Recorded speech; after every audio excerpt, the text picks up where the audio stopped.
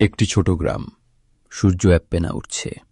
রামু চাষি ঘামে ভিজে নিজের ধান খেতে কাজ করছে। তার চোখে শুধু একটাই স্বপ্ন, একদিন নিজের জমি হবে। এই মাটিই আমার জীবন।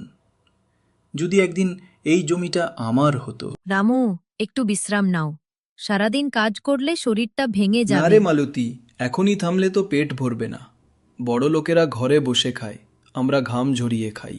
ওইদিকে গ্রামের জমিদার হরিমোহন জানালার পাশে দাঁড়িয়ে রামুকে দেখে তাচ্ছিল্যের হাসি হাসছে। এই গরিবগুলো শুধু মাটি খোঁড়ে, কিন্তু কখনো উপরে উঠতে পারে না।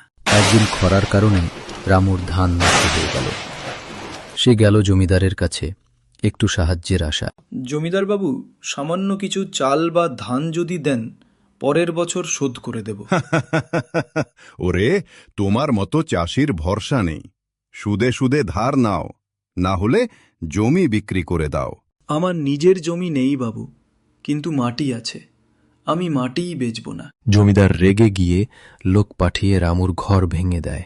এই অন্যায়ের বিচার কে করবে রে রামু? জমিদারের ছেলে রঞ্জিত সবকিছু দেখছিল, তার মনে কষ্ট। বাবা, ওরা খারাপ না, ওরা শুধু বাঁচার চেষ্টা করছে। তুমি আমার বিপক্ষে যাবে, এইসব গরিবদের সমর্থন করবে? না বাবা, আমি শুধু সত্যের পক্ষে। রামু, চাষির চোখে আমি পরিশ্রম দেখি।